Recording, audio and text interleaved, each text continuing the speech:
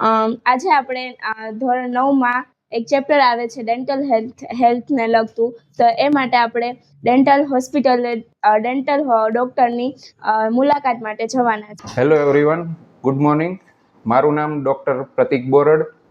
As a dentist હું બગસરામાં આસ્થા dental ક્લિનિકમાં private practice કરું છું. તો આજે આપણી સાથે છે ધોરણ 9ના સ્ટુડન્ટ્સ, જેમને ભણવામાં આવતું હોય છે કે દાંત માટેની અમુક માહિતી હોય, જેમાં દાંતનું વિશેની જાણકારી હોય કે ડેન્ટલ ચેર શું છે, માઉથ મિરર શું છે, કે દાંતના ઇનેમલ, ડેન્ટિન પલ્પ, આ લેયર શું હોય છે.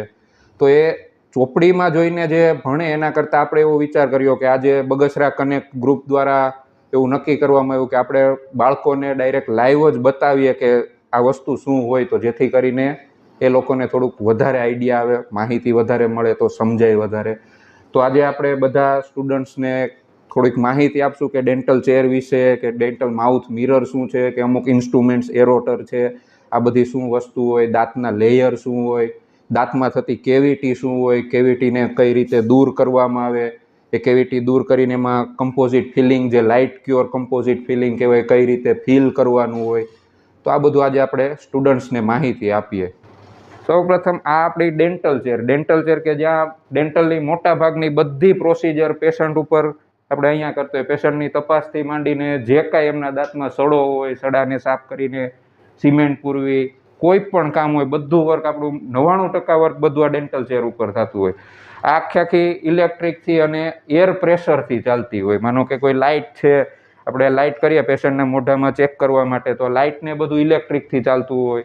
આમાં આ એરોટર હોય. એરોટર જે કે નામ જ બતાવે, એર રોટર. રોટર એટલે ગોળ ફરવું અને એર એટલે હવાથી. તો હવાના પ્રેશરથી આ વસ્તુ ફરતી હોય. આપણે જે દિવાલમાં ઘણીવાર જોતા હોય કે ડ્રીલ મશીનને હોલ કરવા માટે વાપરતા હોય, સેમ એ જ વસ્તુ આમાં હોય. અંદરથી હવા આવતી જાય એટલે હવાના પ્રેશરથી અહીંયા એનું ફૂટ કંટ્રોલર હોય આ નીચે. એટલે ફૂટ કંટ્રોલરની ઉપર આપણે પ્રેસ કરીએ એટલે એરોટર ચાલે. આની અંદર સેમ બે જ વસ્તુ આવતી હોય, એક હવા અને એક પાણી. કે દાંત આપણો ઘસાતો જાય તો ભેગું પાણીથી બધું ક્લીન થતું જાય અને દાંત વ્યવસ્થિત સડો ને બધું આપણે સાફ કરી શકીએ. સેમ વસ્તુ છે આ એક પાણી મોઢામાં સાફ કરવા માટે કહે, અને એર, આને 3-વે સિરિંજ કહેવાય. એટલે 3-વે સિરિંજમાં પાણી, એક જો આ એર આવે આવી રીતે અને બીજું આવે આવી રીતે, આમ પાણી આવતું હોય. એટલે પાણીથી અને હવાથી આપણે મોઢામાં જે કંઈ સાફ કરવાનું એ બધું સાફ કરી શકીએ. ચેર છે આખી મેન્યુઅલી અપ ડાઉન, આગળ પાછળ બધું આપણે અહીંયાથી મેન્ટેન કરી શકીએ. માનો કે જો આ ચેર આપણે આગળ કરવી છે, જે દાંતની કોઈ પોઝિશન હોય સાફ સફાઈ કરવા માટે, જે પ્રમાણે આપને દેખાય, વ્યવસ્થિત પેશન્ટને અનુકૂળ રહે, ડૉક્ટરને અનુકૂળ રહે, એ પ્રમાણે આપણે ઉપર નીચે, ઉપર કરવી હોય તો ઉપર, આવી રીતે આપણે નીચે કરવી હોય તો નીચે, કોઈ પણ રીતે આપણે એને આગળ પાછળ કરી શકીએ. બીજું અહીંયા ફૂટ કંટ્રોલરથી પણ એને આપણે મેન્ટેન કરી શકીએ, કે આગળ કરવી હોય તો કરી શકીએ, પાછળ કરવી હોય તો કરી શકીએ. કે જેથી કરીને આપણે ઘણીવાર માનો પેશન્ટના કામ કરતા હોય, હાથ આપણા લોહીવાળા હોય ને એવી રીતે હોય, તો આ બધું ઇન્ફેક્ટેડ એરિયા કહેવાય, કે જેને ખુલ્લું હવામાં રહેતું હોય.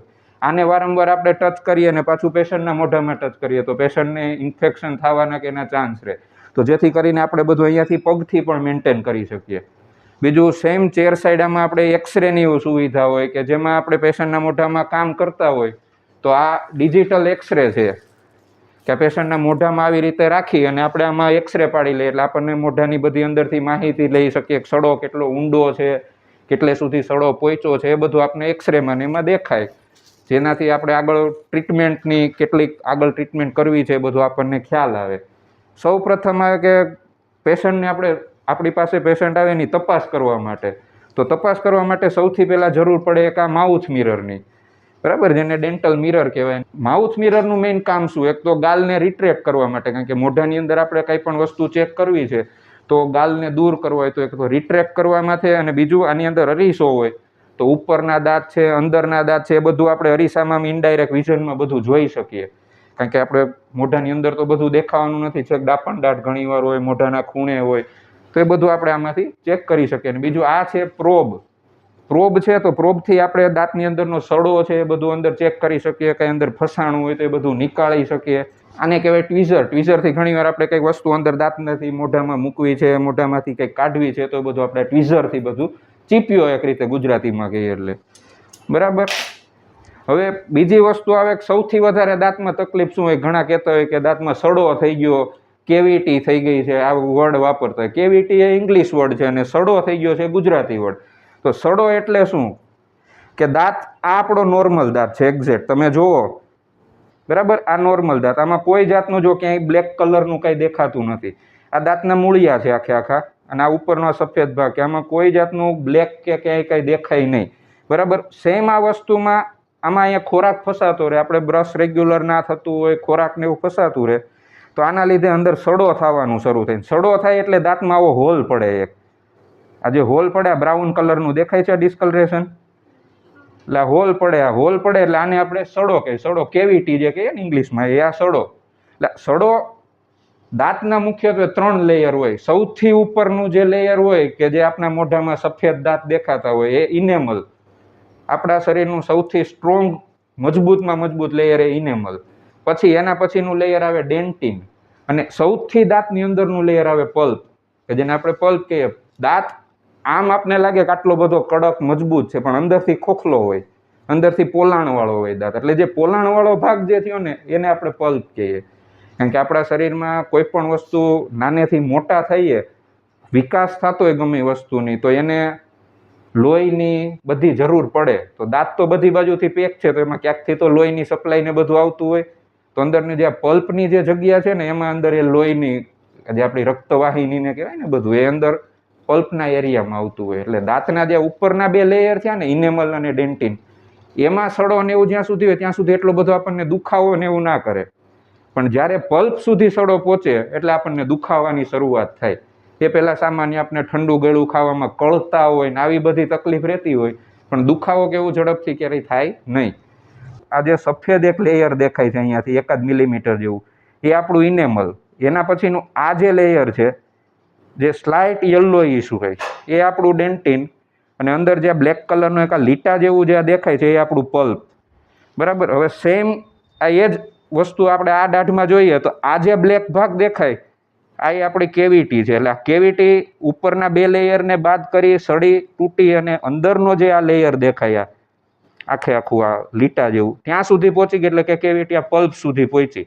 પલ્પ સુધી પહોંચી એટલે ઉપરથી આપણે ખોરાક લઈએ, પાણી લઈએ, જે કાંઈ લઈએ બધું અહીંયાથી અંદર થઈને, મેં કીધું એવી રીતે કે અંદર દાંત પોલાણવાળો હોય, એટલે અંદર બધું જાય. અંદર જાય એટલે મૂળિયામાં બધું ભેગું થાય. ભેગું થાય એટલે અંદર રસી કરે ને આપણને દુખાવો કરે. બરાબર. તો આપણે આનો કાયમી ઈલાજ શું? કે આ જે સડો છે, એ બધો સડો આપણે સાફ કરીએ. સડો સાફ કરી એની અંદર દવા મૂકી અને એની ઉપર આપણે ફિલિંગ કરી દઈએ. કે જે ફિલિંગના ઘણા ટાઈપ હોય. પહેલાંના જમાનામાં ચાંદી પુરાવતા ને એવું બધું કરતા. હવે અત્યારે લેટેસ્ટ ટેકનોલોજી મુજબ દાંત જેવું જ સફેદ કલરનું ફિલિંગ મટીરિયલ આવે, જેને આપણે કમ્પોઝિટ કહીએ. એ લાઇટ ક્યોર હોય, કે એના ઉપર લાઇટ પડે ને એવું થાય એટલે એ વસ્તુ જામીને એકદમ મજબૂત કડક થઈ જાય. બરાબર. એટલે લાઇટ ક્યોર કમ્પોઝિટ કહેવાય. જે લાઇટ જે હોય, આ એની લાઇટ તમે જુઓ તો આ બ્લુ કલરની આવી રીતે આમાં લાઇટ દેખાય. બરાબર. હવે ને આ યુવી લાઇટથી એ જે મટીરિયલ હોય કમ્પોઝિટ, એ હાર્ડ થઈ જાય. જો આ જે છે આ કમ્પોઝિટની સિરીન છે, આ તમે જુઓ તો આ કમ્પોઝિટનું આ ફિલિંગ મટીરિયલ. આને આપણે સાફ કરી અને પછી એ સડામાં આપણે પૂરી દેવાનું. અત્યારે આ જુઓ તમે તો એકદમ જો આ પોચું છે સાવ. આપણે આને જેમ દબાવીએ તો એમ મુવમેન્ટ થાય, આ બધું થાય. આની લાઇટની આખી સાયકલ હોય કે આટલી સેકન્ડ રાખવું, આટલી મિનિટ રાખવું, કે જે તો જરૂરિયાત કમ્પોઝિટની એ પ્રમાણે. બરાબર. આવી રીતે જો આ લાઇટ ઉપર આ પડ્યું એટલે કમ્પોઝિટ એકદમ હવે જામીને હાર્ડ થઈ ગયું. જેને આપણે પહેલાં જે રબર જેવું હતું એકદમ ચ્યુઇંગમ ટાઈપનું દબાવતા હોય ને દબાતું, એ વસ્તુ હવે ન થાય આમાં. એટલે આ કાયમી માટે દાંતની અંદર પછી એમનેમ રહે. કમ્પોઝિટમાં ઘણા પ્રકાર હોય. આ છે સિમેન્ટ ટાઈપનું પેકેબલ કહેવાય આને, જેથી કરીને આપણે લઈને પૂરી શકીએ ને એવું. બીજું સેમ એક આવે ફ્લોએબલ કમ્પોઝિટ, જે લિક્વિડ જેવું હોય. એટલે આપણે ડાયરેક્ટ એને ગમે ત્યાં ફ્લો કરાવવો હોય તો કરાવી શકીએ. જોઈએ તો જો આ એકદમ લિક્વિડ ટાઈપનું સાવ. બરાબર. આપણે જોઈએ હવે કે આ દાંતનો જે કેવિટી છે, કેવિટી સાફ કઈ રીતે થાય એરોટરથી. આ બધા બર હોય આવા અલગ અલગ બધા, કે જેને આપણે કેવિટી દૂર કરવા માટે કોઈ કવરનું માપ લેવું છે, એ બધા માટે જેટલી જરૂર પડે, આ એના બધા બર. આ બરને આવી રીતે આ પુશ બટન ટાઈપનું એરોટર છે, પાછળથી આમ દબાવીને આવી રીતે આમ બર અંદર નાખી દે એટલે આ બંદર અંદર લોક થઈ ગયું. પછી ફૂટ કંટ્રોલર જે આપણું હોય ત્યાંથી એના ઉપર આમ પ્રેશર આપીએ એટલે આ સીધું એરોટર ફરે અને ભેગું પાણી આવતું જાય. પાણી આપણે અહીંયાથી વધઘટ કરવું હોય, જે કાંઈ કરવું હોય એ બધું કરી શકીએ. એ દાંતના ભાગ ઉપર આવી રીતે આ બર લઈ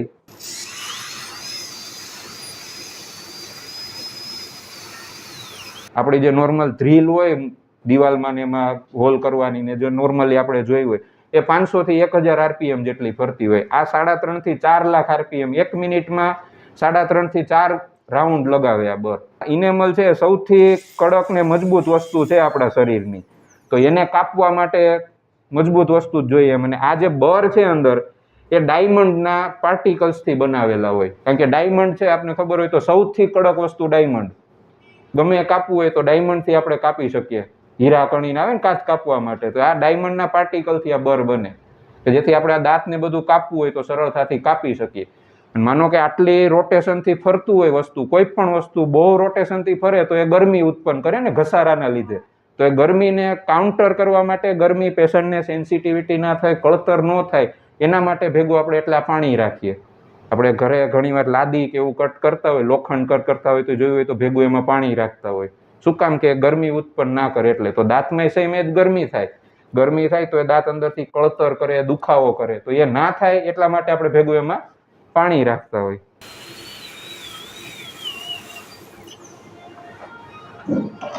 પછી આ 3 વે, આનું નામ મેઇન 3 વે કહેવાય. 3 વે એટલે કે 3 રસ્તા, એક પાણી માટેનો, એક હવા માટેનો, અને ત્રીજો રસ્તો આ કે જ્યાંથી એને બંને કનેક્શન મળતું હોય. આપણે કોઈ પણ માનો કમ્પોઝિટ ફિલિંગ, જ્યાં લાઇટ ક્યોર કમ્પોઝિટ ફિલિંગ કરવું હોય તો એના માટે દાંત એકદમ સાવ ડ્રાય જોઈએ, કોરો જોઈએ. થોડો પણ અંદર થૂક કે પાણીનો ભેજ હોય તો એ સિમેન્ટ એટલી ટકે નહીં, નીકળી જાય ઝડપથી. તો ડ્રાય કરવા માટે એના માટે આપણે આ હવાનો ઉપયોગ કરીએ. બરાબર, આ દાંત આખો ડ્રાય થઈ ગયો પછી આપણે કમ્પોઝિટ લગાડીએ. સડો બધો સાફ થઈ ગયો પછી આમાં કમ્પોઝિટ ફિલિંગ કરવાનું. તો કમ્પોઝિટ વસ્તુ એવી છે કે એને આપણે અંદર દાંત સાથે ચોંટાડવી છે. તો ચોંટાડવા માટે વચ્ચે કંઈક મીડિયમની જરૂર પડે કે જે દાંતને કમ્પોઝિટ બંનેને જોઈન્ટ કરી રાખે. તો જોઈન્ટ કરવા માટે એક એનું કેમિકલ હોય, આને બોન્ડિંગ એજન્ટ કહેવાય. બોન્ડિંગ એજન્ટ એટલે એના નામ મુજબ જ કે જે બે જણાનું બોન્ડિંગ રાખે, બેયને જોડી રાખે, આ બોન્ડિંગ એજન્ટ. બોન્ડિંગ એજન્ટને આપણે આવી રીતે એપ્લિકેટર ટીપ ઉપર લઈ અંદર આખો જે દાંત હોય એની ઉપર બધી બાજુ સરફેસ ઉપર આપણે આમ લગાડી દઈએ. લગાડી એનો થોડો ઘણો જે સમય હોય બોન્ડિંગ એજન્ટ પ્રમાણે, એ સમય મુજબ એને એમને દાંતમાં રહેવા દેવાનું. એક્ઝેક્ટ આવી રીતે દાંત ઉપર રહે પછી વધારાનું જે એક્સેસ બોન્ડિંગ એજન્ટ હોય એ આપણે દૂર કરી દઈએ આવી રીતે હળવે હળવે હવાથી. આવી રીતે એની જે ટેકનિક હોય કમ્પોઝિટ લગાવવાની, એ ટેકનિક મુજબ આપણે લગાડી અને અંદર આવી રીતે આખું પ્રેસ કરી દઈએ આમ. અને આખી કેવિટીમાં ક્યાંય પણ કોઈ જાતની જગ્યા ને એવું ન રહે, એકદમ માઇનર એવી વાળ જેટલી પણ જગ્યા અંદર ક્યાંય રહેવી ના જોઈએ. એકદમ પરફેક્ટલી પ્રોપરલી સીલ કરી દાંતનો જેવો આકાર હોય એ પ્રમાણે આપણે એનો આકાર પાછો એવી રીતે આપી દેવાનો. નિર્ધારિત સમય હોય એ પ્રમાણે આપણે એની લાઇટ ને એવું કરીએ, કમ્પોઝિટ અંદર સેટ થઈ જાય આખું કડક મજબૂત. તો જો આ વસ્તુ જોવો તો એકદમ હાર્ડ થઈ ગઈ. જે પેલા સાવ ફ્લોએબલ જેવી હતી એકદમ હાર્ડ થઈ ગઈ. ને આ દાંત જેવા જ કલરનું સફેદ મટીરિયલ, આ કેવિટી બધી ફીલ થઈ ગઈ કે જે આપણે કેવિટીનો સડો ને એ બધું હતું એ બધું નીકાળી દીધું. માનો કે આપણે ઘણીવાર કોઈ પણ આજુબાજુમાં કંઈ સાંભળ્યું હોય કે હૃદય રોગનો હુમલો આવ્યો અથવા તો કંઈક સર્જરી કરાવી કે ચામડી માટે કોઈ ડોક્ટરને બતાવવા ગયા, તો એ કેમ એ બધાના સ્પેશિયાલિસ્ટ ડોક્ટર થયા કે કોઈ ચામડી માટે તો એના ચામડીના સ્પેશિયાલિસ્ટ ડોક્ટર જ હોય. જે જનરલી આપણા મોટા ભાગે તાવ શરદી ને બધું કરતા એના પછી એના ચામડી માટેના સ્પેશિયાલિસ્ટ ડોક્ટર. આ હાર્ટ એટેક આવે છે તો એના માટેના સ્પેશિયાલિસ્ટ ડોક્ટર, સર્જરી તો એના માટેના સ્પેશિયાલિસ્ટ ડોક્ટર. સેમ એવી રીતે ડેન્ટિસ્ટ બન્યા પછી દાંતમાં જે વાંકા ચૂકા દાંત હોય, આપણે જોયા હોય તો ઘણા ગમાણિયા દાંત હોય, આગળ હોય, અંદર હોય, બહાર હોય, એ વાંકા ચૂકા દાંત માટે એમાં પેલી રિંગ પહેરાવે, બ્રેસિસ કરાવતા હોય. એ બ્રેસિસ માટેના જે સ્પેશિયાલિસ્ટ ડોક્ટર હોય એને ઓર્થોડોન્ટિસ્ટ કહેવાય. અને બીજો એક આવે ઓર્થોપેડિક. ઓર્થોપેડિક એટલે હાડકાના સર્જન. આપણે ક્યાંક વાગ્યું હોય, ફ્રેક્ચર થાય ને જે આપણે ડોક્ટરને બતાવવા જઈએ એ ઓર્થોપેડિક. ઓર્થોપેડિક અને ઓર્થોડોન્ટિસ્ટ બંને અલગ વસ્તુ છે. ઓર્થોડોન્ટિસ્ટ, ડેન્ટિસ્ટ એટલે દાંત, દાંત માટેની જે વસ્તુ, તો એ વાંકા ચૂકા દાંત માટેના ડોક્ટર જે હોય સ્પેશિયલાઇઝ બ્રાન્ચ એની, એ ઓર્થોડોન્ટિસ્ટ. આપણા દાંત અને પેઢા બે જ્યાં ભેગા થતા હોય ને એને ગમ લાઈન કહેવાય. જે નોર્મલી આવી રીતે આમ યુ શેપમાં હોય, સ્કેલોપિંગ કહેવાય એને. આવી રીતે આમ યુ શેપમાં હોય, આમ સ્ટ્રેટ ના હોય અને બધી ઓલમોસ્ટ એક લેવલે હોય. એમ એવું નહીં કે એક દાંતની બહુ નીચે છે, બીજા દાંતની બહુ વધારે પડતી ઉપર છે. સાવ એક્ઝેક્ટ ફ્લેટ લાઈનમાં ના હોય પણ ઓલમોસ્ટ કહી શકીએ કે એક લાઈનમાં જોઈ રીતે. અમુક દાંતમાં આપણે ઘણીવાર જોઈએ કે બહુ વધારે પડતી નીચે વહી ગઈ છે, વધારે પડતી ઊંચી આવી ગઈ છે એવું કઈ હોય તો એ દાંતમાં કંઈ પણ તકલીફ હોય તો જ એ ઊંચા નીચી થાય. જો આમાં આપણે જોઈએ આ મોડલ છે, મોડલમાં જોઈએ તો આપણને વધારે આઈડિયા આવે. આ જે વસ્તુ છે આ પિંક કલરનું, બરાબર, અને આમ ઓલમોસ્ટ બધા એક જ લાઈનમાં હોય, બરાબર. આ જે વસ્તુ થઈ કે જ્યાં પેઢા અને દાંત એકબીજાને કોન્ટેક્ટમાં આવે ને મળે જ્યાં, એ ગમ લાઈન. કેવિટી થવાનું મુખ્ય કારણ સૌથી વધારે કે દાંતમાં વ્યવસ્થિત સફાઈ ન થતી હોય. મોટા ભાગે આપણી ટેવ હોય કે સાંજે કઈ પણ વસ્તુ ખાઈને સૂઈ જઈએ કે દાંત વ્યવસ્થિત ચોખ્ખા ન કરીએ. દાંતમાં સૌથી વધારે ખોરાક ચોટેલો રહે એટલે એમાંથી કેવિટી થવાના ચાન્સ વધે. એટલે બને તો સવારે ઉઠીને તો રેગ્યુલર બ્રશ કરતા હોય, સાંજે સૂતા પહેલા એકવાર બ્રશ કરીને વ્યવસ્થિત દાંત સાફ કરીને પછી સૂવાનું રાખવું. ખોરાક ચોટ્યો રહે એટલે ખોરાકની ઉપર આપણા થૂકમાંથી અમુક બેક્ટેરિયા એવી રીતે જે મોઢામાં હોય એના ઉપર બેક્ટેરિયા લાગે, ખોરાકમાંથી એને પોષણ મળે, બેક્ટેરિયા પોતાની વસ્તી અંદર વધતી જાય છે અને પછી દાંતમાં સડો કરે. આપણું દાંત છે તો એ તો પહેલેથી લક્ષણો આપતું જ આપણને દુખાવા પહેલાય, કે દાંતમાં ઝંઝનાટ થાય, આ બધી વસ્તુ થતી હતી એનો મતલબ કે દાંતમાં કંઈક તકલીફ છે ખરા, તો વહેલી તકે એની તપાસ કરાવવી જોઈએ.